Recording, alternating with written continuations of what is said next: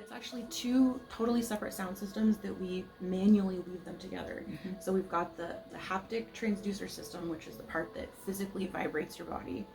And then we have the sound bath. I like that actually. Portion, right? And the sound bath portion is actually a ambisonic surround sound.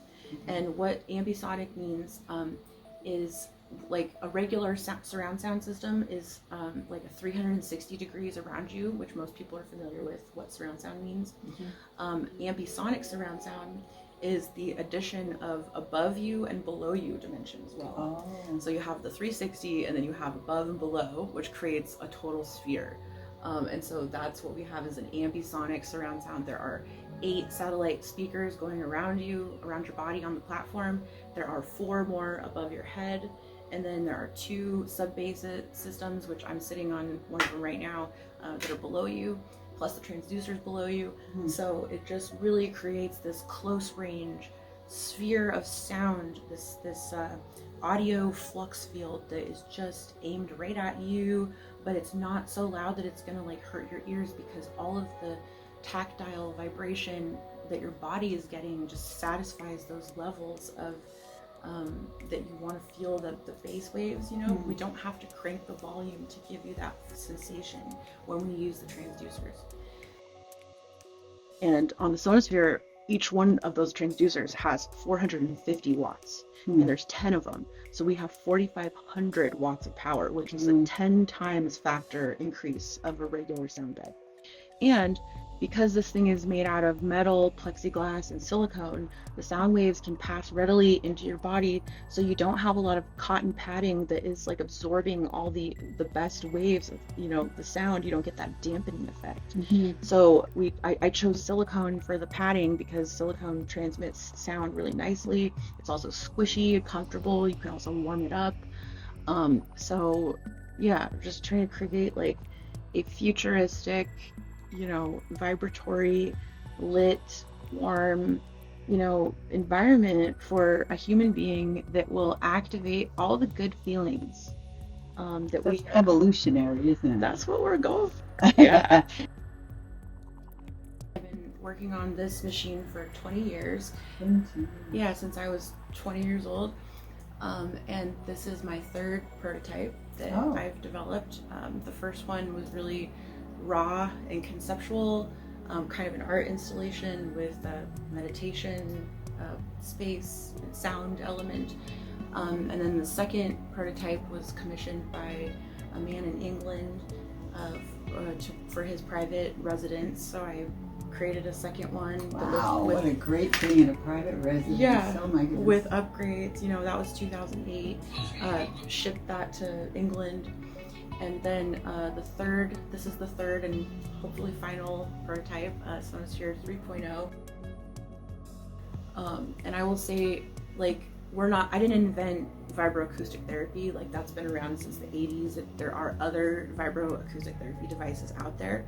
The Sonosphere just happens to be the most powerful one that's ever been made. And I do have a patent pending for this because the other devices are usually built into like a massage table, and they are like rectangle shaped and usually like stuffed with cotton, you know, like a regular massage table.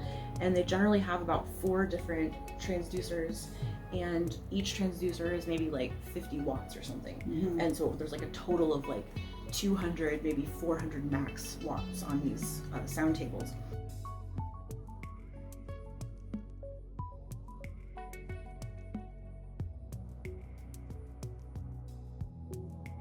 Can you talk a little bit about, I know we don't want to get into healing and too much of it, but do people come in for like somebody with a broken limb or somebody with a brain or, you know, some sort of trauma in their head, anxiety? Or... we do, and I would say the most common ailment that people find the Sonosphere really helps with is fibromyalgia. and arthritis. So, Oh, wow. ligament and joint pain, muscle pain.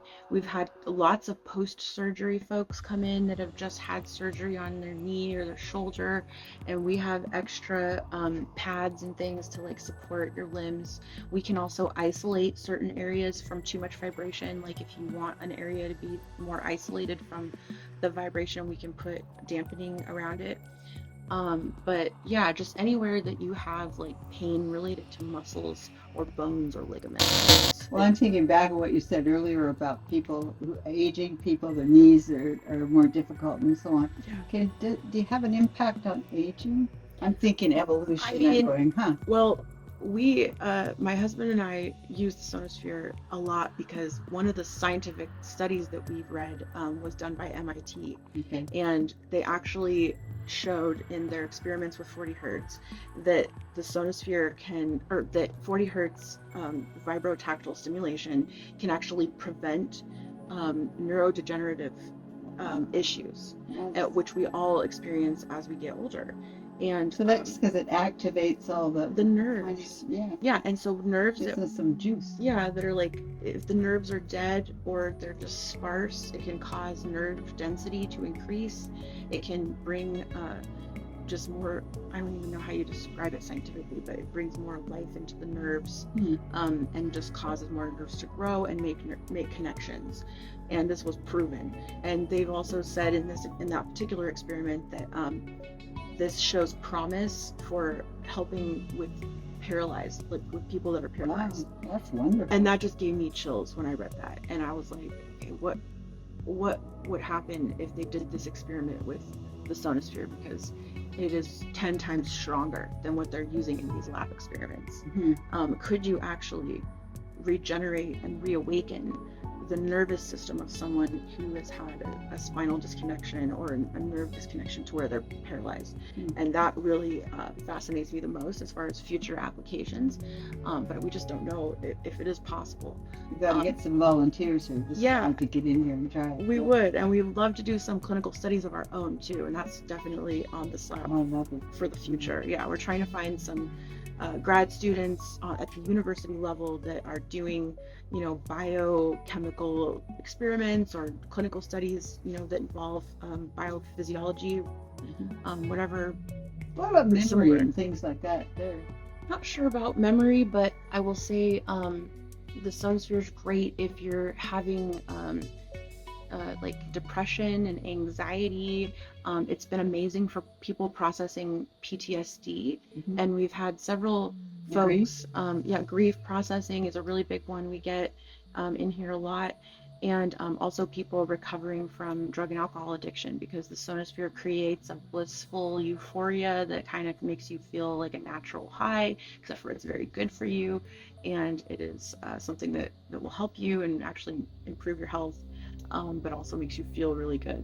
So that's helpful to some people that are going through that. And then the PTSD folks, I'm also really interested, because we've had a few sessions where like someone with PTSD will bring in their therapist, and then the therapist can do the session with them through the microphone, through the system, the sound system.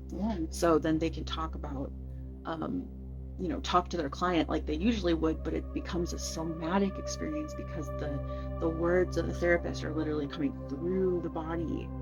So you don't just hear your therapist with your ears, you feel their words in your whole body. And then there's also a music component that then helps you have an emotional release.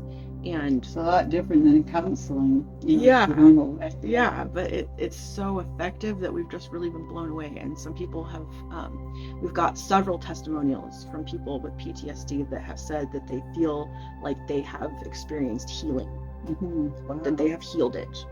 And that was, for me, the biggest accomplishment of this entire project, because those are the folks that I really want to help the most. What about things like autism? Yes, I'm so glad you asked. Autistic kids and young adults absolutely love the Sonosphere, and a lot of them are, there's autism is a spectrum, and so you have some folks are very functional in life. Some of them are very, they're not as functional, and they have caregivers, and maybe they can't speak or walk, or, you know, or the way they think is different. Yeah. And some of them have these physical tics where they can't control their body, or they'll be, you know, flailing their arms or moving a lot, or just having, you know, uncontrolled body motions. And a lot of the time their caregivers will be worried, like, oh, they might hurt the Sonosphere, or they might hurt themselves on the Sonosphere, because they feel like maybe this would be overstimulating. But what we've found over and over and over again is that it's not overstimulating. It's actually, that is actually what they crave, and what actually calms them, which makes soothing. Yeah, and it doesn't make logical sense, but for some reason that's the effect, because they become calm, they become breathing deeply, stillness, where they're usually always fidgeting or you know, just moving all the time. They'll just become quiet, calm, and it's very effective and very interesting. And they also, a lot of these folks, it's not just the music, it's like the changing colors are very attractive and like interesting, and they're just like, whoa. So yeah, we have a lot of clients, and also mothers of autistic kids who love bringing their kids to Sonosphere. Also the deaf community. There's not very many ways for someone who's deaf to hear, to experience sound in any kind of resolution. Mm-hmm. So if you go to a concert and you're deaf, you can basically feel the bass waves, right? You can feel anything tactile that's coming from the music, but you're going to be having to stand in front of the bass bins, and you're just going to get blasted by the same boom, boom, boom, you know, at a show or a concert, right? This gives you so many more finer resolutions of sound interactions. Makes me think of Beethoven. Remember? Yeah, because he was, but he could feel the vibrations in the keyboard, right, in the old wooden pianos. And so that's kind of what I think this is doing, is it's like creating more detailed resolution of low sound waves, so that someone that can't hear sound can get a little closer to the feeling of hearing sound. Mm-hmm. Even though it's not hearing it, you're feeling it. So it is, it's I was hearing some autistic children apparently have such a strong empathy and intuition that they actually meet out of their bodies in common places. Interesting. Yeah. That wouldn't surprise me. Yeah, they wouldn't surprise me. I find that all the autistic people that I know have some extremely rare gift about them. Yeah. That other people just can't have or don't have, and sometimes very intuitive, very psychic. Just to say that word is, I don't take it lightly, but I like for example, when I was pregnant with my first daughter, I hadn't told anyone yet that I was pregnant, and I visited my friend who has an autistic son. He was about 10 years old, and he came up to me. He didn't even say hi, as sometimes they don't, but he came up to me and he put his hand on my belly and he said, "Baby." And I wasn't even showing it. I mean, I was probably like 6 weeks pregnant, hadn't told anyone, and he knew. He just, baby. I could not believe it. I got chills. There's something really special. You know, I think a lot of people think, oh, they're not with it, they don't have the social, you know, awareness, blah blah blah, but they're so aware on these other things, that we can't even begin to understand. So my dedication to those kids and those adults is it's a huge part of my passion for this project, and I hope to in the future, you know, create more immersive environments for those folks. And also, it's wonderful, do some amazing research. Yeah, and just, you know, anytime you make an accommodation for people who are differently abled, you know, it ends up being awesome for everyone in society. Mm-hmm. For example, you make you know, sidewalks extra wide, you make a ramp option to go into every building. That is awesome for everyone, not just for people with disabilities or differently abled people. It's like, it creates a better life for everyone when you consider those folks. Mm-hmm. So I let them inform my design process a lot. I listen to them the most, because I know that anything I do for them is going to help everyone. Well, you're fascinating anyway. Well, how did you, let's go back to like who you are and how did all this come through? Yeah. Were you born this way? I was born this way. I've always been weird. I've always been very passionate about art, science, and music. And I went to Fairhaven College, which is in Bellingham, part of Western Washington University, and you make your own degree. It's a design your own degree college. And I chose 3 topics. Usually students choose 2 topics, but I had to choose 3. So within art, science, and music, they make you drill down a little bit more and find a niche in there. So with the art, I did installation art. Oh. With the music, I did the healing through music, or the power of the music to transform consciousness or to change feeling, emotion. So I studied that. Were you already a musician? I am a musician, yeah. At the time, I sing. I've been in many bands. Play the harp, electric harp. Play a little piano. I'm a songwriter. So yeah, the music is very important to me. And then the last piece, the science, I studied the physics of sound and sound waves. And then at your senior level, they ask you to integrate all of this, and that's essentially what you're getting is an integrative degree. Your degree is actually in your ability to integrate topics, because at Fairhaven they believe that in the future all jobs are going to be integrated jobs, that there will no longer be like single topic jobs, that everyone will need to have like multiple topics under their belt and be able to blend those. And I was really challenged to come up with something for this, and I was really I didn't know for months and months what I was going to make, and I was really freaking out, and the paper that we were supposed to write was due, and I didn't have it, and I was just, I don't know, I was regretting my choice to pick 3 topics, even though it felt like not picking one of those would be like losing a limb. I had to do all 3. I just had to. So out of frustration, I like laid down for a nap, and just for a little bit, and I ended up having this really bizarre liminal dream. And in the dream, it was actually Jack Black, who was like a funny guy in real life. He was just sitting in a simple wooden chair in outer space, just floating in outer space in a wooden chair. And he was like, "Where am I? What's going on?" And then all of a sudden, all these speakers just started flying toward him. And right before it looked like it was gonna run into him, the speaker just stopped. And then another one came and just stopped. And they kept doing that until all these speakers flew in and created a sphere around him. And then it just started to kind of like orbit and gyrate around him. And he was stationary, but the sphere was like moving around him, this sphere of speakers. And so now were the speakers sort of square looking? Yeah, they were chunky, like just regular, like Circuit City Sam Goody speakers, just like the cheapest of the cheap. But that was like the literal concept that my higher self like sent me that, and it was like, do you get this? Do you get this? And then I woke up and I was like, oh my gosh, I know what I'm gonna do. I'm gonna make an art installation that you get inside it, and it has speakers all around you, and somehow you're in a sphere. And I didn't really know how I was gonna get someone to be suspended inside a sphere. So I went and asked. I'm looking around for a minute to see what it's on.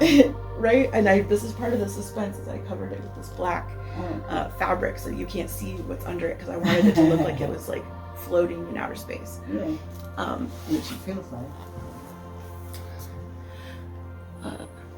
Yeah. And then so from there I went and asked my dad, because he's an engineer, and I'd watched him build several houses and boats and stained glass windows, and my dad just knows how to do everything. And at the time he had a satellite dish business, so he was building giant satellite dishes.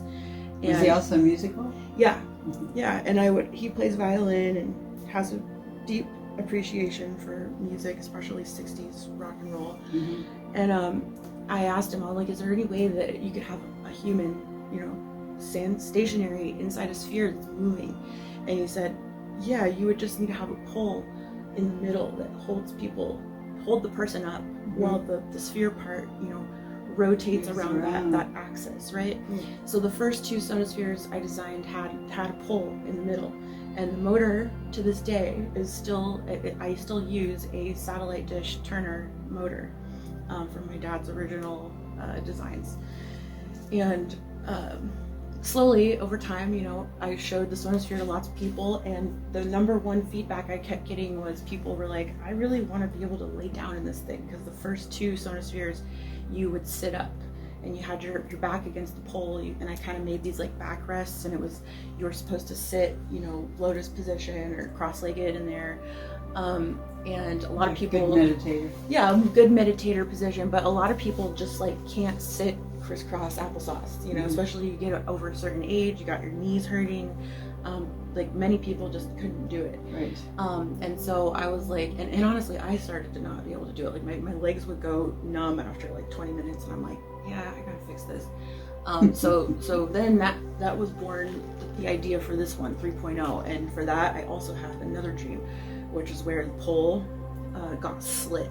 Someone took a sword, and I know this isn't possible in real life, but someone took a sword and like made 4 slices down the pole, and then from the inside it blew up and expanded out, and those 4 slices became the 4 arcs, which then held the circle in the middle, which then allowed me to make the circle much bigger, because then I didn't have to have this clearance for the sphere.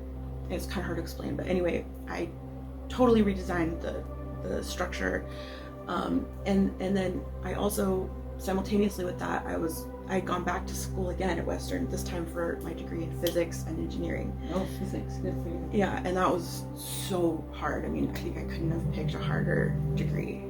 It's insane. So after going through physics, I found out about transducers and just how powerful they can be. And specifically, I started studying immersive experiences like IMAX, and found out that there's these really huge cinema transducers that they use for... Well, I just want to interrupt you. Yeah. For those of us who don't quite understand. I think transducers is a machine that vibrationally... Yeah, so they're tactile transducers on the Sonosphere. Like they basically are the component of a speaker that is just the coil and the magnet. So it's literally like a piston, and it's causing a mechanical vibration. And they only vibrate between like 5 and 180 hertz. So we're talking really low frequency, under 200 hertz. But then we also, I designed the structure as kind of like you would design a musical instrument. So it's based on a circle instead of a rectangle. Because like you don't ever see rectangle shaped flutes or clarinets, and that's because a curved surface always creates more overtone harmonics. So you can actually get more harmonics beyond just those under 200 hertz, because it is basically an instrument.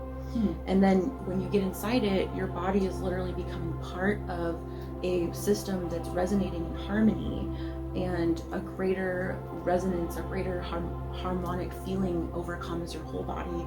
Your bone structure, your skeleton all start to resonate in the same stacked harmonies that the Sonosphere is and we know we're frequency naturally. beings. We're just trying to understand. Yes, yeah, and one of the biggest fallacies that we sort of uncovered also was that, especially in the New Age community, there's a lot of misunderstandings about frequency. And for example, there's a lot of like folks think like, okay, if I listen to 528 hertz or 432 or 111, that this 111 causes this to happen. It's like for all people this frequency does this, and it's like a tuning machine. Yeah, but what we found was that there really is no specific frequency that will do the same thing to every single human being, because we're all so different. We have different density distributions throughout our bodies. We weigh different amounts, and when you get onto the Sonosphere, your weight is going to alter the resonant frequency of the whole system. Okay. So your weight becomes part of the equation, which shifts the frequency. So there is no universal frequency that does the same thing to every single person.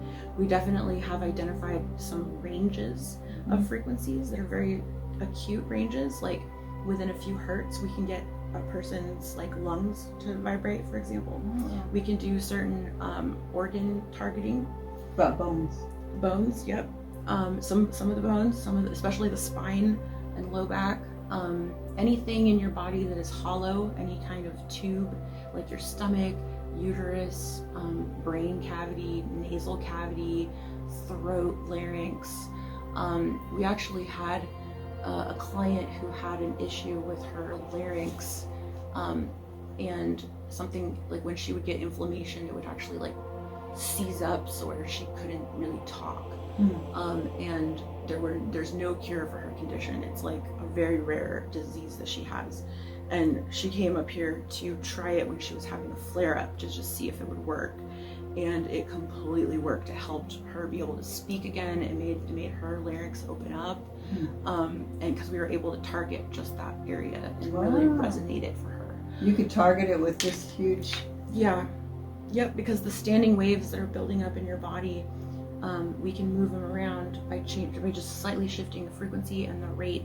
And the biggest difference, the biggest thing is the relationship of the frequencies with itself, because we have 4 banks up here with these transducers. So there's the opportunity for 4 notes. And so whether those notes are all the same, but just at different octaves, gives one feeling.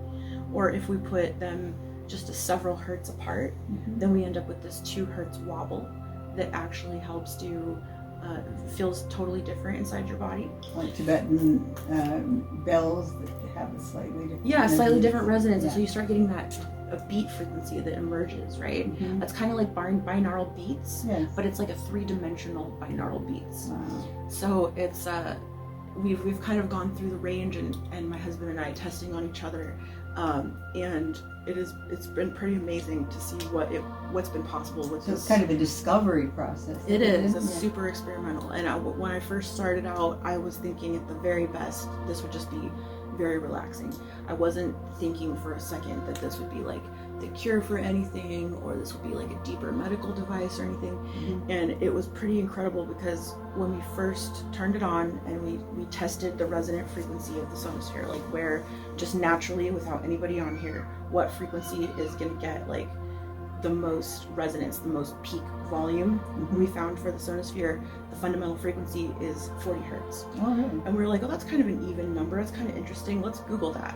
So we Googled 40 hertz, and lo and behold, all of the science on vibroacoustic therapy that actually has clinical studies behind it, that has been done in laboratories in universities or places where they're getting published clinical studies, they're all using 40 hertz.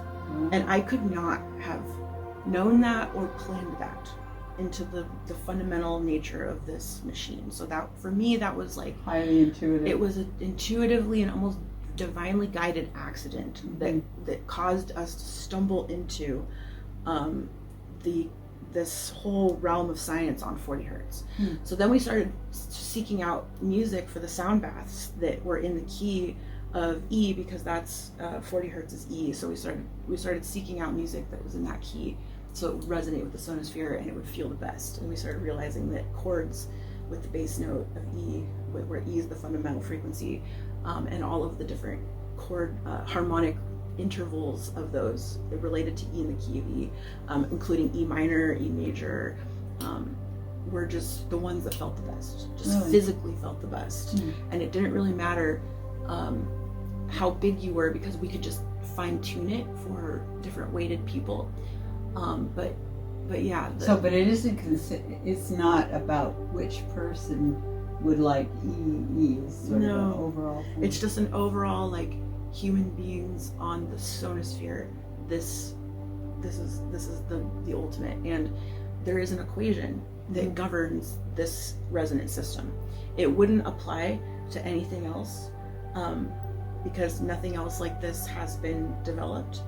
But there is a constant that is part of the equation, where the variable changing is the weight of the person, and we can find the resonant frequency of the Sonosphere with a certain weighted person. And at first we were like calculating this and weighing people before we got them on, and then eventually we started realizing we just kept getting this really close range over and over again. So we were like, okay, we just need to fine tune it for each person. We don't really need to do the calculation. What's the name of your company? Oh yeah, my company. What's the name of your company then? Oh yeah, my company is named Vibroacousitx with an X, and the Sonosphere is just the first of a line of devices that I'm going to be creating for, using vibroacoustic therapy. So they're all going to be vibroacoustic devices. This one is going to always be the premier single person experience, the most strongest single person experience.